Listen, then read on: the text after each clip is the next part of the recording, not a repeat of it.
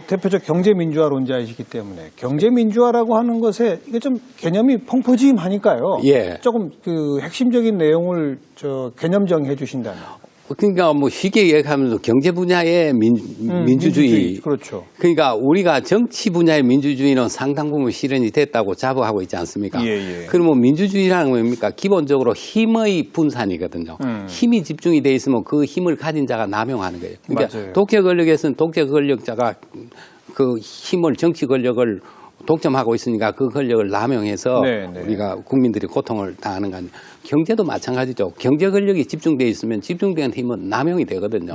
남용이 되면은 그 외에 다수가 피해를 보는 겁니다. 그러니까 우리 경제가 경제 권력이 집중되어 있다는 거 아니에요. 그게 그러면 소수 대재벌에게 집중되어 있으니까 그 재벌 위주로 경제가 운영이 되기 때문에 이 경제 민주화의 재벌 계획이 필수적으로 등장하는 거죠. 예. 그래서 경제민주주의라는 거는 좀 넓은 개념이니까 이제 그 외에도 많은 게 이제 공정한 시장 룰을 만들고 또 시장에서 결정되는 사항을 모두가 다 수용할 수 있는 그런 경제 활동의 룰이 정립이 되고 그래서 보편적으로 국민 모두가 공평하게 경제 활동 혜택을 누릴 수 있도록 그런 상황을 만든다 하는 게 경제민주화라고 봐야 되겠죠. 재벌개혁, 공정한 시장경제의 룰, 그리고 그것에서 모두 승복할 수 있도록 승복하고 모두가 고르게 혜택을 누릴 수 있는 거.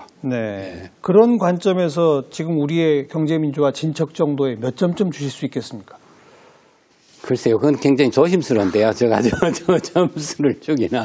그래서 정치 민주화에 비해서는 참 아직 멀었다라는 생각을 저는 하고 있습니다. 그런데 이제 어느 경제 정책이든 아까 말씀하신 것처럼 긍정적 효과가 있으면 또 부정적인 영향이 있게 마련이다라고 하셨는데 동시에 어느 경제 정책이든 그 정책으로 인해서 이득을 보는 사람이 있고 압박을 받는 집단이 있다 보니까 모든 정책에 좌우 양쪽에서 공격을 하지 않습니까? 지금 이제 강조하신 재벌개혁 뭐 하고 계시지만 재벌이나 대기업 입장에서는 계속 입만 벌리면 나오는 게 규제 타협파이라, 규제 타파이라. 뭐 이 얘기만 하는 거고. 노동 쪽에서는 뭐 최저임금에다가 근로시간 단축, 뭐 조금 그 근로시간 단축을 조금 숨통 좀 틔우겠다, 최저임금 속도 조절 좀 하겠다, 또 거기에 대해서 강력하게 반발하고. 이건 어떻게 해결해 나가야 됩니까? 양쪽으로부터 계속 공격받는 이 상황에서 정부는 뭔가 해야 되잖아요. 규제 개혁은 영원한 숙제입니다. 선진국으로 갈수록 규제는 많아집니다. 예를 들자면 중국이라든지 과거 우리 고도 선진국에는 규제 얘기 나오지도 않았잖아요.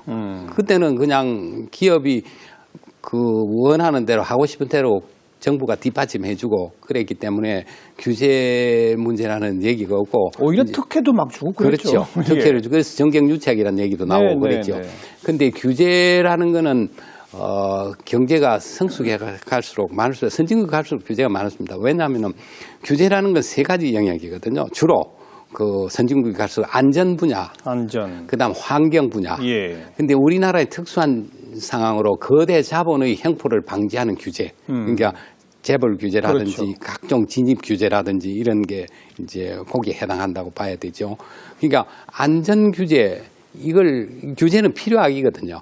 그게 여러 가지 부작용도 있지만 또 안 할 수도 없는 사항이 있기 때문에 안전 환경 이런 거는 더 강화해야 되지 않나요? 그렇죠. 그러니까 지금 규제는 안전 환경에서는 규제가 계속 강화되어 가는 거예요. 그런데 이게 기업 입장에서는 계속 불편한 거거든요. 기업의 생산비를 자꾸 올리는 그런 제약이기 때문에 그러니까 기업 입장에서는 항상 규제 완화를 하는데 이 두 부자는 규제를 또 그렇게 무턱대고 풀 수 없는 그런 또 딜레마가 있습니다. 그리고 우리나라는 이제 거대 자본의 형포. 예를 들자면은 우리가 골목 상권이 보호하기 위해서 뭐 대형 슈퍼마켓은 주말에 영업하지 마라. 그것도 좀 사실은 규제 좀 난센스예요. 그거는 또 여러 소비자 입장에서는 또 불편하단 말이에요. 그러니까 그런 게 이제 우리나라 특유의 거대 그게 이제 재벌 문제와 연결이 되는데 재벌은 거대 자본을 가지고 있기 때문에 자기들이 원하면 어느 비즈니스를 해도 성공할 수 있는 거예요. 진입할 수 있고. 그러면은 이제 소상공인이라든지 골목상권이라든지 재래시장이나 이런 게 또 죽으니까 그거는 이제 여러 가지로 또 규제를 많이 하지 않습니까? 그러니까 그런 규제도 무턱대고 또 풀 수는 없고. 네. 그러면 이제 기업 입장에서는 불편하죠, 규제가. 그러니까 규제 완화해야 우리가 투자를 한다 하는 요구를 할 수밖에 없는 거죠. 네. 그게 정부도 딜레마죠. 네. 규제를 풀어서 기업을 끌어들이면 좋은데, 그게 또 부작용이 만만치 않으니까. 예를 들자면 MB 정부 때 비즈니스 프렌들리라고 해서 대표적으로 이제 법인세도 깎아주고 기업에 많은 혜택을 줬지 않습니까? 규제 완화하고 규제도 없애고.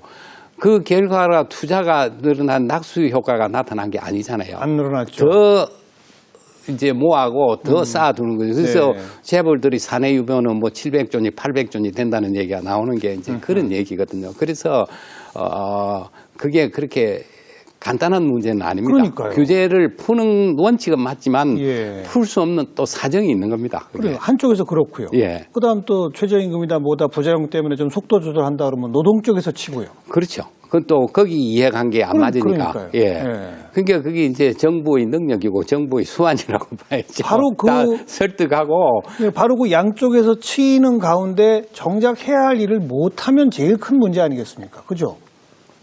그렇죠. 그러니까 그게 이제 그 대부분의 선진국들이 이제 상황상에 따라서 이제 서로 이제 우리가 지금 노사정위원회를 이제 만들어서 가동하고 있죠. 예. 그래서 경제사회 이 경제사회 노동위원회를 바뀌었어요. 이름을 바꿔서 네. 하는데 그런 데서 역할을 많이 하면은 그게 이제 사회적 대타협이라는 게 사회적 대화 대타협이라는 게 이제 그런 데서 나올 수 있는 문제니까 거기 잘 가동이 되고 하면은 좀 가시적인 효과도 나오지 않을까 이런 생각합니다.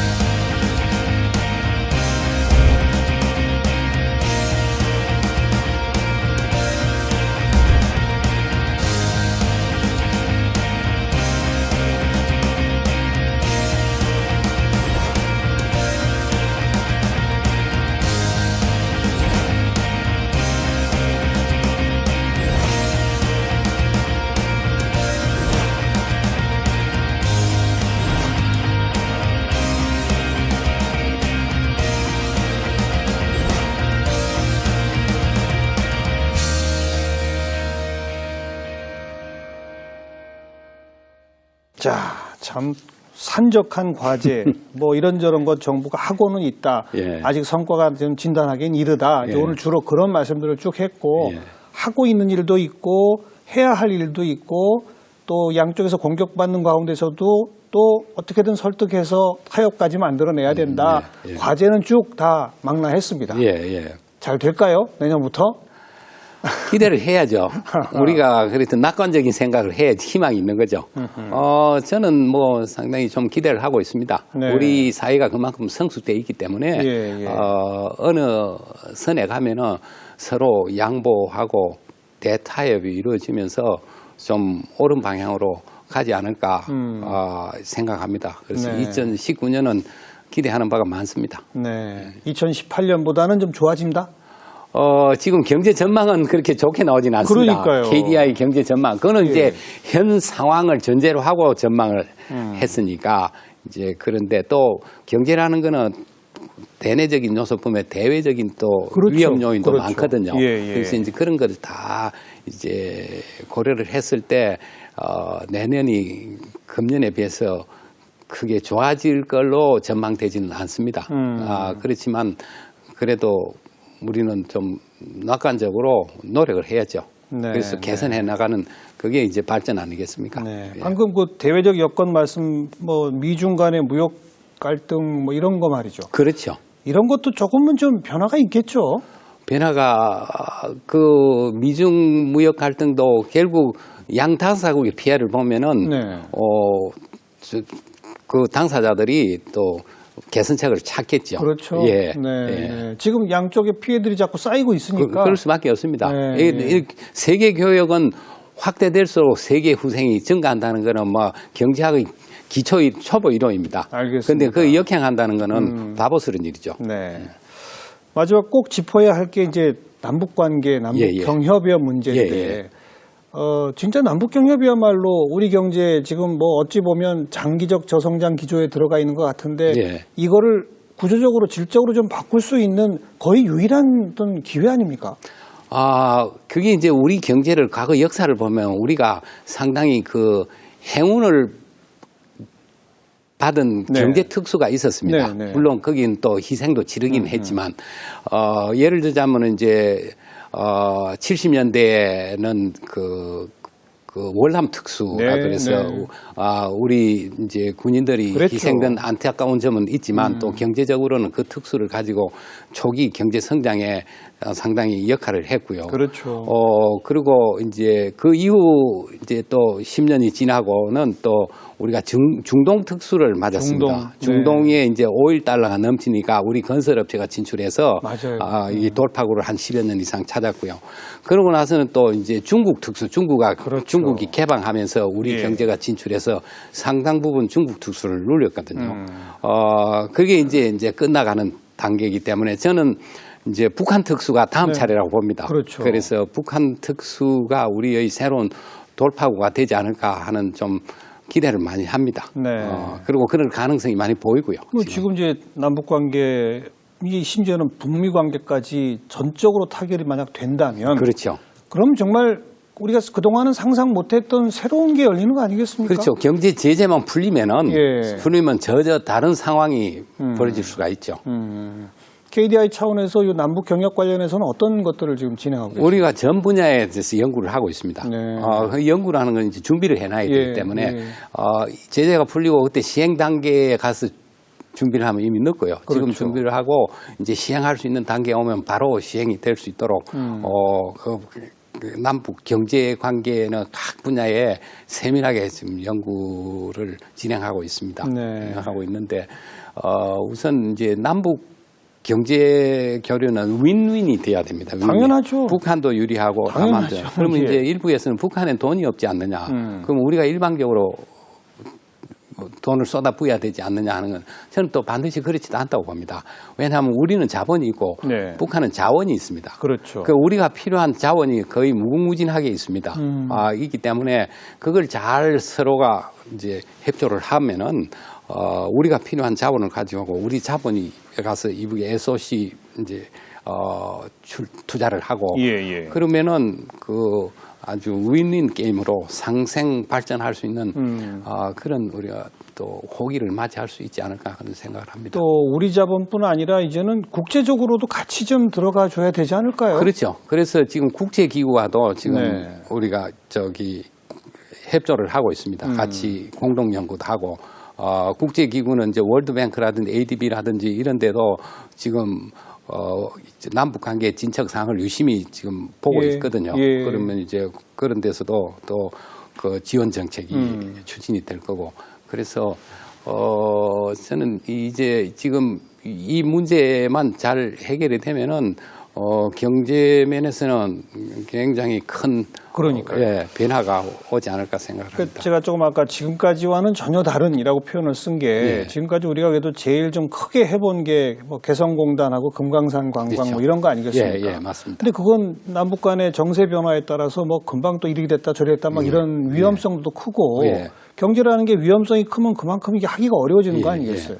근데 지금 논의되고 있는 걸로 봐서는 북핵 문제만 잘 타결되면 그건 결국 북미 간의 수교 이것까지 다 된다는 거 아닙니까? 글쎄요, 거기까지 가면 뭐. 그러니까 예. 그렇게 되면 북한을 아까 언급하신 월드뱅크니 아시아개발은행이니 IMF니 여기도 다 가입시킬 수가 있는 거고 예. 국제자본과 함께 공동 투자에 들어가고 이건 정말 지금까지 경험 못 해본 뭐 어찌 보면 새로운 세상이 열리는 거죠. 북한이 새로운 싱가포르나 중국이 되는 거 아니겠어요? 예. 그건 어떻게 뭐 될까요? 저는 뭐 가능성은 얼마든지 있다고 봅니다. 예. 그래서 지금 북미 관계 이 핵협상 이 문제만 타결이 되면 그거는 뭐 순식간에 네. 진행이 될 수 있는 사항이 아닌가 이렇게 봅니다. 북한 체제, 북한 김정은과 북한 주민들도 바라고 있겠죠? 어떻게 전망하세요? 당연히 그렇겠죠. 그 경제적으로 어렵다니까 북한은. 네. 그러니까 지금 세계 정세를 아무리 폐쇄된 사회라도 보고 있지 않겠습니까? 그러면은 그쪽에서도 갈 길을 알고 있겠죠. 네. 그래서 북한도 당연히 원하는 상황 아닌가 그렇게 생각합니다. 자, 뭐 이런 우리 내부의 산적한 과제들이 어찌 보면 그런 예기치 못했던 다른 변수로 인해서 막 풀리는 수가 있잖아요. 그런 행운이 와야죠. 그러니까요. 우리가 이 남북관계 속에서 그런 뭐 아까 북한 특수라는 표현 썼습니다만 예. 완전히 새로운 국면에 진입을 하면 우리 내부에 있는 문제들이 저절로 같이 좀 극복될 수 있는 예. 이렇게 됐으면 정말 뭐 바랄 게 없겠습니다. 새해는 그렇게 한번 기대를 예. 해봐야죠. 네. 예. 이제 KDI 한국개발연구원 얘기인데요. 예.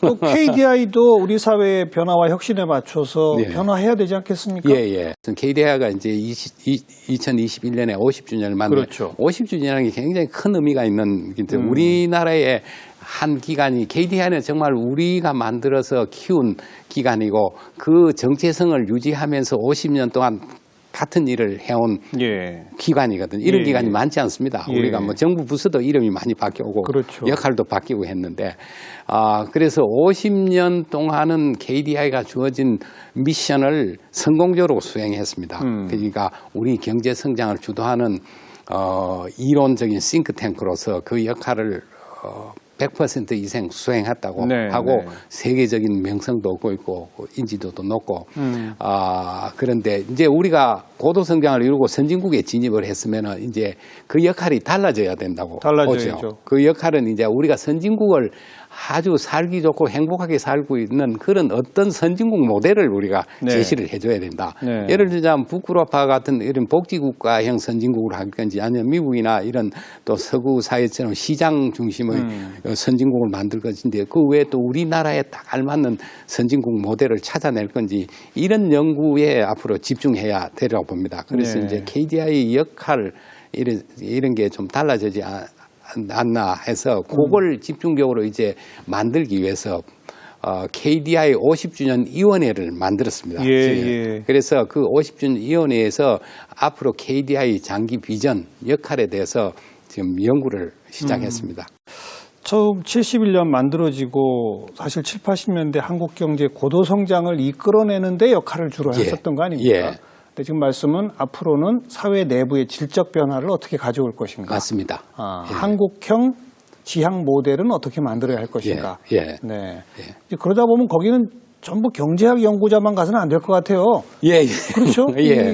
서로 사회 관계, 예, 맞습니다. 뭐 사회적 대타협, 이것도 굉장히 중요한 얘기일 것 같습니다. 예. 그런 분야의 연구자들도 좀 많이 확충하죠. 이제 앞으로 그렇게 KDI는 이제 종합연구소입니다. 그렇죠. 사회 각 분야의 이제 네. 경제 문제를 연구하고 그 외에 국책연구원이 전문 예를 노동연구원이라든지 보건사회연구원 이제 그 분야가 딱 주어져 있는 연구원이 있는데 KDI는 다 포괄한 연구원이거든요. 이제 좀 더 넓혀서 예. 경제 외적인 문제까지도 그렇죠. 연구할 수 있는 기관이 이제 되도록 하면 더 좋죠. 그렇게 네. 노력해 보겠습니다. 알겠습니다. 예.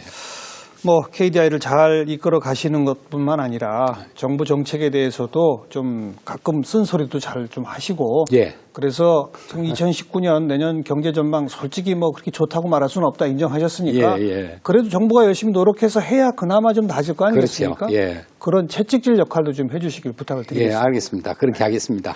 열심히 최선의 노력을 하겠습니다. 네, 오늘 예. 귀한 말씀 잘 들었습니다. 고맙습니다. 예, 감사합니다.